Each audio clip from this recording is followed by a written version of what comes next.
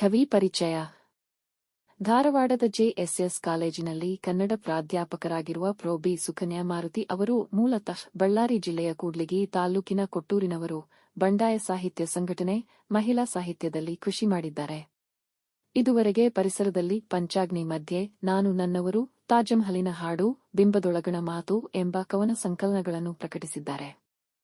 ನಾನೆಂಬ ಮಾಯೆ ಎಂಬ ಸಮಗ್ರ ಕಾವ್ಯ 2007ರಲ್ಲಿ ಪ್ರಕಟವಾಗಿದೆ. ಪ್ರಣಯಿನಿ, ಸಂಕೃತಿ, ಪ್ರಶಾಂತ ಎಂಬ ಕೃತಿಗಳನ್ನು ಇತರರೊಂದಿಗೆ ಸಂಪಾದಿಸಿದ್ದಾರೆ. ಕರ್ನಾಟಕ ವಿ. ಸಿಂಡಿಕೇಟ್ ಸದಸ್ಯೆ, ಕರ್ನಾಟಕ ಸಾಹಿತ್ಯ ಅಕಾಡೆಮಿ ಸದಸ್ಯೆ, ಕನ್ನಡ ಅಭಿವೃದ್ಧಿ ಪ್ರಾಧಿಕಾರದ ಸದಸ್ಯೆಯಾಗಿ ಕೆಲಸ ನಿರ್ವಹಿಸಿರುವ ಇವರು ಗೋಕಾಕ್ ಚಳುವಳಿ, ದಲಿತ ಬಂಡಾಯ ಚಳುವಳಿ, ಕುಲಕಸುಬು ದೇಶಿ ಕಲೆಗಳ ಅಭಿವೃದ್ಧಿಗಾಗಿ ಸಂಸ್ಕೃತಿ ಸಂಗ್ರಾಮ ಪ್ರತಿಷ್ಠಾನದ ಸ್ಥಾಪನೆ ಮುಂತಾದ ಸಾಮಾಜಿಕ ಚಟುವಟಿಕೆಗಳಲ್ಲಿ ಸಕ್ರಿಯವಾಗಿ ತೊಡಗಿಸಿಕೊಂಡವರು. ಇವರ ಸಾಹಿತ್ಯ ಸಾಧನೆಗಾಗಿ 4ನೇ ಅಖಿಲ ಭಾರತ ದಲಿತ ಸಾಹಿತ್ಯ ಸಮ್ಮೇಳನದ ಗೌರವ ಪ್ರಶಸ್ತಿ, ಅಂಬೇಡ್ಕರ್ ಪುರಸ್ಕಾರಗಳನ್ನು ನೀಡಿ ಗೌರವಿಸಲಾಗಿದೆ. ಕಾವ್ಯ ಪರಿಚಯ. ನಮ್ಮದು ಸಮೃದ್ಧ ದೇಶವಾದರೂ ಸಮಾನತೆಗಾಗಿ, ಸಮೃದ್ಧತೆಯ ಬದುಕಿಗಾಗಿ ನಿರಂತರ ಹೋರಾಟ ನಡೆದೇ ಇದೆ. ಶತಶತಮಾನಗಳಿಂದ ಶೋಷಣೆಗೆ ಒಳಗಾದ ಜನ ಸಮಪಾಲು ಸಮಬಾಳು ಪಡೆಯಲು ಅವಿರತ ಪ್ರಯತ್ನದಲ್ಲಿದ್ದಾರೆ. ಆದರೂ ಇಲ್ಲಿ ಎಲ್ಲ ಇದ್ದರೂ ಯಾರಿಗುಂಟು ಯಾರಿಗಿಲ್ಲ ಎನ್ನುವ ವಾತಾವರಣ ಇದೆ. ಬಡವರ, ನಿರ್ಗತಿಕರ ಬದುಕಿನ ಆರ್ತ ನೋವಿಗೆ ಮನಮಿಡಿಯುವ ಅಂಶ ಇಲ್ಲಿದೆ. ಹೊಟ್ಟೆಗೆ ಅನ್ನವಿಲ್ಲದೆ ಬಳಲುವವರಲ್ಲಿ ನಗು ಎಲ್ಲಿಂದ ಬಂದೀತು? ಸಾಮಾಜಿಕ ಅಸಮಾನತೆಯು ಬಡವರನ್ನು ಹಸಿವಿನ ಸುಳಿಯಲ್ಲಿ ಸಿಲುಕಿಸಿ ನರಳಿಸುತ್ತಿದೆ. ಅವರ ಮೊಗದಲ್ಲಿ ನಗೆ ಅರಳಬೇಕಾದರೆ ಮೂಲಭೂತ ಸೌಕರ್ಯಗಳನ್ನು ಮೊದಲು ಒದಗಿಸಬೇಕು. ಆ ಮೂಲಕ ಹೊಗೆಯಾಗಿರುವ ಅವರ ಬದುಕಿನಲ್ಲಿ ನಗೆ ಮೂಡಿಸಬೇಕು ಎಂಬ ಕಳಕಳಿ ಇಲ್ಲಿದೆ. ಕವಯಿತ್ರಿ ಶೋಷಿತರ ಪರವಾಗಿ ಹೊಮ್ಮಿಸಿರುವ ಪ್ರತಿಭಟನೆಯ ಧ್ವನಿ ಇಲ್ಲಿ ಸಶಕ್ತವಾಗಿ ಮೂಡಿಬಂದಿದೆ. ತಿನ್ನಲು ತುತ್ತನ್ನವೂ ಸಿಗದ ಜನಸಮುದಾಯದಲ್ಲಿ ನಗೆ ಎಲ್ಲಿಂದ ಬರಬೇಕು? ಅವರ ದುಗುಡದುಮ್ಮಾನ ದೂರ ಮಾಡಿ ಹೊಗೆ ಸರಿಸಿ ಅವರ ಬಾಳಲ್ಲಿ ನಗೆ ಮೂಡಿಸುವ ಪ್ರಯತ್ನ ಈ ಕವಿತೆಯಲ್ಲಿದೆ. ಶೋಷಿತರ ಪರವಾದ ಬಂಡಾಯದ ಧ್ವನಿ ಇಲ್ಲಿ ಸಶಕ್ತವಾಗಿ ಅಭಿವ್ಯಕ್ತಗೊಂಡಿದೆ. Introduction to the poet. Professor B. Sukanya Maruti, born 1st March 1956, a Kannada professor at JSS College, Dharwad, is originally from Kotturu in Kudligi Taluk of Bellary district. She has cultivated rebel literature organization and women's literature. So far, she has published poetry collections called Parsir, Panchagni, Non Nannavar, Tajmahalina Gadda, Bimbadungana Matu. A comprehensive collection of poetry called Nanemba Maya was published in 2007. She has edited works like Pranayini, Sankriti, Prashanta with others. Karnatak VV. She has worked as a member of the syndicate, a member of the Karnatak Sahitya Academy, and a member of the Kannada Development Authority. She has been actively involved in social activities such as the Gokak movement, the Dalit Rebellion movement, and the establishment of the Sanskriti Sangrama Foundation for the development of tribal crafts and indigenous arts. She has been honored with the Gaurav Prasad and Ambedkar Puraskar awards of the 4th All India Dalit Sahitya Sammelan for her literary achievements. Introduction to poetry. Although we are a prosperous country, there is no continuous struggle for equality and a prosperous life. People who have been exploited for centuries are in a constant effort to get equal rights and equal lives. However, despite everything here, there is an atmosphere of someone has something and some don't. Here is a heart-wrenching aspect of the life of the poor and the needy. Where does laughter come from among those who suffer without food in their stomachs? Social inequality is trapping the poor in the vortex of hunger and making them suffer. In order for laughter to bloom in their hearts, basic amenities must first be provided. Here is the concern to bring laughter to their lives, which are in smoke. The voice of protest raised by the poetess on behalf of the exploited is strongly expressed here. Where should laughter come from in a community where there is not even a crumb to eat? This poem is an attempt to remove their misery and filth, remove the smoke, and bring laughter to their lives. The voice of rebellion on behalf of the exploited is strongly expressed here.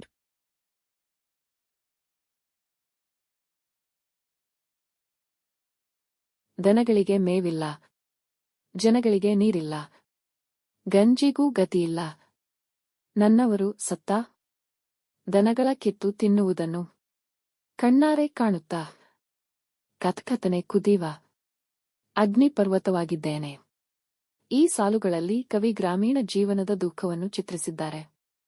ದನಗಳಿಗೆ ಮೇವು ಇಲ್ಲ, ಜನರಿಗೆ ಕುಡಿಯಲು ನೀರು ಇಲ್ಲ, ಗಂಜಿಗೂ ದಾರಿಯಿಲ್ಲ ಎಂಬ ಸ್ಥಿತಿಯಲ್ಲಿ ದಾರಿದ್ರ್ಯವು ಎಷ್ಟು ಗಂಭೀರವಾಗಿದೆ ಎಂಬುದು ವ್ಯಕ್ತವಾಗುತ್ತದೆ. ತನ್ನವರೇ ಸತ್ತ ದನಗಳ ಮಾಂಸವನ್ನು ಕಿತ್ತು ತಿನ್ನುವ ದೃಶ್ಯ ಕಣ್ಣಾರೆ ಕಾಣುತ್ತಲೇ ಮನಸ್ಸು ಕತ್ಕತನೆ ಕುದಿಯುತ್ತದೆ. ಆ ನೋವು, ಆ ಅಸಹಾಯಕತೆ ಮತ್ತು ಕ್ರೋಧವು ಒಟ್ಟಾಗಿ ಅವನ ಮನಸ್ಸನ್ನು ಅಗ್ನಿಪರ್ವತದಂತೆ ಸಿಡಿಯುವಂತೆ ಮಾಡುತ್ತದೆ. ಅಂದರೆ ಸಮಾಜದ ಅನ್ಯಾಯ ಮತ್ತು ಸಂಕಟಗಳನ್ನು ಕಂಡು ಕವಿಯ ಹೃದಯವು ಶಾಂತವಾಗಿರದೆ ಜ್ವಾಲಾಮುಖಿಯಂತೆ ಜ್ವಲಿಸುತ್ತಿದೆ. In these lines, the poet depicts the sorrow of rural life. The severity of poverty is evident in the situation where there is no fodder for the cattle, no water for the people to drink, and no way to even get porridge. The sight of one's own people tearing and eating the flesh of dead cattle makes one's mind boil with horror. That pain, that helplessness, and anger together make his mind erupt like a volcano. That is, the poet's heart is not calm after seeing the injustice and suffering of society, but is burning like a volcano. ಏನೂ ಮಾಡಲಾಗದೆ, ಅವರ ಸ್ಥಿತಿ ನೋಡಲಾಗದೆ, ಅವರಿಗಾಗಿ ಮುಗಿಲತ್ತ ಕೈಚಾಚಿ ನಿಂತಿದ್ದೇನೆ, ದಗದಗಿಸಿ ಉರಿವ ಜ್ವಾಲಾಮುಖಿಯಾಗಿದ್ದೇನೆ. ಕವಿ ತನ್ನ ಅಸಹಾಯಕತೆಯನ್ನು ಇಲ್ಲಿ ವ್ಯಕ್ತಪಡಿಸುತ್ತಾನೆ. ಸಮಾಜದಲ್ಲಿನ ದುಸ್ಥಿತಿಯನ್ನು ಕಂಡು ಏನು ಮಾಡಲು ಸಾಧ್ಯವಾಗದೆ, ಅವರ ನೋವನ್ನು ತಾಳಲಾಗದೆ, ಆ ದುಃಖಿತ ಜನರಿಗಾಗಿ ಮುಗಿಲತ್ತ ಕೈಚಾಚಿ ನಿಂತಿರುವ ಸ್ಥಿತಿಯನ್ನು ಚಿತ್ರಿಸುತ್ತಾನೆ. ಇದು ಪ್ರಾರ್ಥನೆ, ದಯೆ ಮತ್ತು ಅಸಹಾಯಕ ಕ್ರಂದನದ ಸಂಕೇತ. ಆದರೆ ಅಷ್ಟರಲ್ಲಿ ಅವನೊಳಗಿನ ಅಸಮಾಧಾನ, ಕೋಪ ಮತ್ತು ತೀವ್ರ ದುಃಖವು ಒಟ್ಟಾಗಿ ಅವನನ್ನು ಜ್ವಾಲಾಮುಖಿಯಂತೆ ಉರಿಯುವಂತೆ ಮಾಡುತ್ತದೆ. ಅಂದರೆ ಅವನ ಹೃದಯವು ಶಾಂತವಾಗಿರದೆ, ಕ್ರೋಧ ಮತ್ತು ನೋವಿನಿಂದ ಉರಿಯುತ್ತಲೇ ಇರುತ್ತದೆ. The poet expresses his helplessness here. Seeing the bad situation in the society, unable to do anything, unable to bear their pain, he depicts the state of standing with his hands outstretched for those sad people. This is a symbol of prayer, kindness, and helpless weeping. But in the meantime, the resentment, anger, and deep sorrow within him all combine to make him burn like a volcano. That is, his heart is not calm, but burns with rage and pain. ನನ್ನವರಿಗಾಗಿ ನಾನೆಂದೂ ನಂಬಿರದ ದೇವರಲ್ಲಿ ಮೊರೆಯಿಡುತ್ತೇನೆ, ಕಂಡೇ ಇರದ ದೈವದ ಸಹಾಯ ಬೇಡುತ್ತೇನೆ. ಇಲ್ಲಿ ಕವಿ ತನ್ನ ಅತೀವ ಅಸಹಾಯಕತೆಯನ್ನು ಬಿಚ್ಚಿಡುತ್ತಾನೆ. ಸಾಮಾನ್ಯವಾಗಿ ದೇವರನ್ನು ನಂಬದವನು ಇಂತಹ ದುಃಖದ ಸಂದರ್ಭಗಳಲ್ಲಿ ತನ್ನವರಿಗಾಗಿ ದೇವರಲ್ಲಿ ಮೊರೆಯಿಡುತ್ತಾನೆ. ತಾನೆಂದೂ ಕಾಣದ, ನಂಬದ ದೈವದ ಸಹಾಯವನ್ನು ಕೇಳಬೇಕಾದ ಪರಿಸ್ಥಿತಿ ಬಂದಿರುವುದು ಅವನ ನಿರಾಶೆ, ಬೇಸರ ಮತ್ತು ಅಸಹಾಯಕತೆಯ ಆಳವನ್ನು ತೋರಿಸುತ್ತದೆ. ಇದು ಮಾನವನ ತೀವ್ರ ಸಂಕಟದಲ್ಲಿ ತಾನು ವಿರೋಧಿಸಿದ್ದ ನಂಬಿಕೆಗಳತ್ತಲೂ ಕೈಚಾಚಬೇಕಾದ ಸ್ಥಿತಿಯನ್ನು ಪ್ರತಿಬಿಂಬಿಸುತ್ತದೆ. Here the poet reveals his extreme helplessness. Usually, a person who does not believe in God cries out to God for himself in such sad situations. The fact that he has to ask for help from a God he has never seen or believed in shows the depth of his disappointment, sadness, and helplessness. This reflects the situation where a person has to reach out to the beliefs he has opposed in the depths of human suffering. ಯಾರು ನನ್ನವರ ಕೈ ಹಿಡಿಯದಾಗ ನನ್ನ ಕಂಬನಿಯ ಲಾವಾರಸದಲ್ಲಿ ವಿಶ್ವವನ್ನೇ ಮುಳುಗಿಸಿ ಬಿಡುವ ಎಲ ಮೂಡುತ್ತದೆ. ಯಾರೂ ತನ್ನವರ ಕೈ ಹಿಡಿಯದ ಸ್ಥಿತಿಯಲ್ಲಿ ಕವಿ ತನ್ನ ಕಂಬನಿಯ ಲಾವಾರಸವೇ ಅಗ್ನಿಗುಗುಳುವ ಜ್ವಾಲಾಮುಖಿಯ ಉರಿಯುವ ದ್ರವ ವಿಶ್ವವನ್ನೇ ಮುಳುಗಿಸುವಷ್ಟು ಬಲ ಹೊಂದಿದೆ ಎಂದು ಹೇಳುತ್ತಾನೆ. ಇದು ಅತೀವ ನೋವು, ನಿರ್ಗತಿಕತೆ ಮತ್ತು ಆಕ್ರೋಶದ ಸಂಕೇತ. ತನ್ನ ನೋವು ಕಣ್ಣೀರು ರೂಪದಲ್ಲಿ ಹೊರಬಂದು ಅದೇ ಜಗತ್ತನ್ನೇ ಆವರಿಸುವಂತಹ ಪ್ರಭಾವ ಬೀರುತ್ತದೆ ಎಂಬ ಅರ್ಥದಲ್ಲಿ ಕವಿ ತನ್ನ ಅಂತರಂಗದ ಶಕ್ತಿ ಮತ್ತು ತೀವ್ರ ಭಾವನೆಯನ್ನು ವ್ಯಕ್ತಪಡಿಸುತ್ತಾನೆ.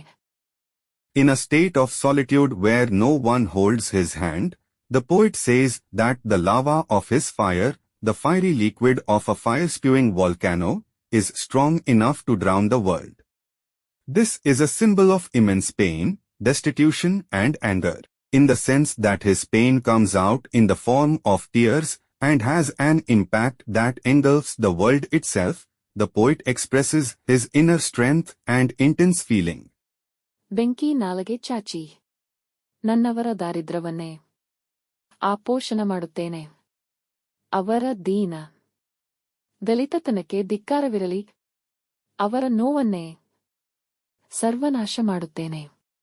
ಇಲ್ಲಿ ಕವಿ ತನ್ನ ಕ್ರಾಂತಿಕಾರಕ ಭಾವನೆಯನ್ನು ವ್ಯಕ್ತಪಡಿಸುತ್ತಾನೆ. ಬೆಂಕಿಯ ನಾಲಗೆ ಚಾಚಿ ತನ್ನವರ ದಾರಿದ್ರ್ಯವನ್ನೇ ನಾಶ ಮಾಡಲು ಬಯಸುತ್ತಾನೆ. ತನ್ನವರ ದೀನತೆ, ದಲಿತತನ ಮತ್ತು ಹೀನಸ್ಥಿತಿಗೆ ಧಿಕ್ಕಾರ ಘೋಷಿಸುತ್ತಾನೆ. ಅವರ ನೋವು, ಕಷ್ಟ, ದುಃಖವನ್ನು ಸಂಪೂರ್ಣವಾಗಿ ಸರ್ವನಾಶ ಮಾಡುವ ಬಲವಾದ ಇಚ್ಛಾಶಕ್ತಿ ಕವಿಯ ಮನಸ್ಸಿನಲ್ಲಿ ಉಕ್ಕಿ ಬರುತ್ತದೆ. ಅಂದರೆ ಕವಿ ಇಲ್ಲಿ ಕೇವಲ ನೋವು ವ್ಯಕ್ತಪಡಿಸುವುದಲ್ಲ, ಬದಲಾಗಿ ದಮನ, ಅಸಮಾನತೆ ಮತ್ತು ದುಃಖವನ್ನು ಸಮೂಲವಾಗಿ ನಾಶ ಮಾಡುವ ಜ್ವಾಲಾಮುಖಿ ಸಂಕಲ್ಪವನ್ನು ಘೋಷಿಸುತ್ತಾನೆ. Here the poet expresses his revolutionary feeling. He wants to destroy his own poverty by stretching out his tongue of fire. He declares his lowliness and inferiority. A strong will to completely destroy their pain, suffering, and sorrow surges in the poet's mind. That is, the poet here is not just expressing pain, but rather proclaiming a volcanic resolve to completely destroy oppression, inequality, and sorrow. ನನ್ನವರನ್ನು, ನನ್ನ ಪ್ರೀತಿಯ ಜನರನ್ನು, ಎಲ್ಲರೂ ನಾನೇ ಆದವರನ್ನು ನಾನು ನಗಿಸುತ್ತೇನೆ. ಧಗೆಯಿಂದ ಹೊರನುಗಿಸುತ್ತೇನೆ. ಹೊಗೆಯಿಂದ ಪಾರುಮಾಡುತ್ತೇನೆ. ಇಲ್ಲಿ ಕವಿ ತನ್ನ ಆಂತರಿಕ ಸಂಕಲ್ಪವನ್ನು ವ್ಯಕ್ತಪಡಿಸುತ್ತಾನೆ. ತನ್ನವರನ್ನು ಅಂದರೆ ಪ್ರೀತಿಯ ಜನರನ್ನು, ಎಲ್ಲರೂ ತನ್ನವರೇ ಎಂದು ಭಾವಿಸುವವರನ್ನು ನಗಿಸುವ ಶಕ್ತಿ ತನ್ನಲ್ಲಿದೆ ಎಂದು ಹೇಳುತ್ತಾನೆ. ಅವರು ಅನುಭವಿಸುತ್ತಿರುವ ದುಃಖ ಮತ್ತು ಬಡತನದ ಧಗೆಯಿಂದ ಅವರನ್ನು ಹೊರಗೆಳೆದು ಹೊಗೆಯಂತೆ ಆವರಿಸಿರುವ ಕಷ್ಟಗಳಿಂದ ಪಾರುಮಾಡುವ ಕಾರ್ಯ ತಾನೇ ಮಾಡುವೆನು ಎಂದು ದೃಢವಾಗಿ ಘೋಷಿಸುತ್ತಾನೆ. ಇದು ಕವಿಯ ಆಶಾಭಾವನೆ, ದಯೆ ಮತ್ತು ಕ್ರಾಂತಿಕಾರಕ ಸಂಕಲ್ಪವನ್ನು ಬಿಂಬಿಸುತ್ತದೆ. Here the poet expresses his inner resolve. He says that he has the power to make that is, his beloved people, those whom he thinks are all his, laugh. He firmly declares that he will do the work of pulling them out of the darkness of sorrow and poverty they are experiencing, and saving them from the difficulties that are shrouded in smoke. This reflects the poet's hope, kindness and revolutionary resolve. ಅವರನ್ನು ನಗಿಸುತ್ತೇನೆ. ಆಗ ನಾನು ನಗುತ್ತೇನೆ. ಕೊನೆಯಿಲ್ಲದ ನಗು, ಮೊನೆಯಿಲ್ಲದ ನಗು, ಆಕಾಶದಲ್ಲಿ ಕಾರ್ಮೋಡ ಕವಿಸುವ ನಗು, ಮಳೆ ಸುರಿಸುವ ನಗು, ಹೊಳೆ ಹರಿಸುವ ನಗು, ಬೆಳೆ ಬೆಳೆಸುವ ನಗು, ದನ ಜನ ಎಲ್ಲ ಕೂಡಿ ನಗುತ್ತೇವೆ. ಒಮ್ಮೆ ನಕ್ಕೇ ನಗುತ್ತೇವೆ. ಕವಿ ಇಲ್ಲಿ ತನ್ನ ಕನಸಿನ ಸಮಾಜವನ್ನು ಚಿತ್ರಿಸುತ್ತಾನೆ. ತನ್ನವರನ್ನು ನಗಿಸಿದಾಗ ತಾನೂ ನಗುತ್ತಾನೆ. ಆ ನಗು ಸಾಮಾನ್ಯ ನಗುವಲ್ಲ, ಅದು ಕೊನೆಯಿಲ್ಲದ, ಮೌನಗೊಳಿಸಲಾಗದ ನಗು. ಆ ನಗುವೇ ಆಕಾಶದ ಕಾರ್ಮೋಡಗಳನ್ನು ಕವಿದು, ಮಳೆಯಾಗಿ ಸುರಿದು, ಹೊಳೆಯಾಗಿ ಹರಿದು, ಬೆಳೆಯಾಗಿ ಬೆಳೆಸುತ್ತದೆ. ಅಂದರೆ ಆ ನಗು ಜೀವನಕ್ಕೆ ಸಮೃದ್ಧಿ, ಹಸಿವು ತಣಿಸುವ ಅಕ್ಕಿ, ಪಶುಗಳಿಗೆ ಮೇವು, ಜನರಿಗೆ ಸಂತೋಷವನ್ನು ತರುತ್ತದೆ. ಕೊನೆಗೆ ದನಜನ ಎಲ್ಲರೂ ಸೇರಿ ಒಮ್ಮೆ ನಕ್ಕರೆ ಸಾಕು, ಶಾಶ್ವತ ನಗುವನ್ನು ಅನುಭವಿಸುತ್ತೇವೆ ಎಂಬ ಉತ್ಸಾಹಭರಿತ, ಆಶಾಭರಿತ ಭಾವವನ್ನು ಕವಿ ಹಂಚಿಕೊಳ್ಳುತ್ತಾನೆ.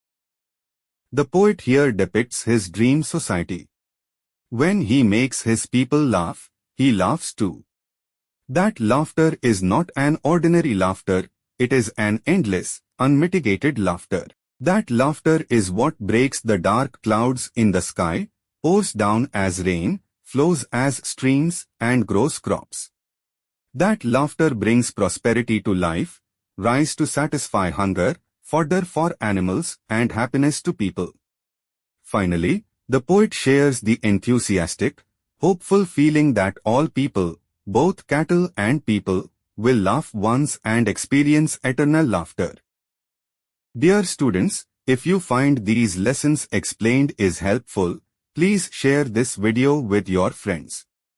Subscribe to our channel for simple and clear lesson explanations. Check the description for links to other lesson summaries and join our WhatsApp channel for daily Kannada and Hindi lessons, useful phrases and grammar tips. Start learning today and speak confidently.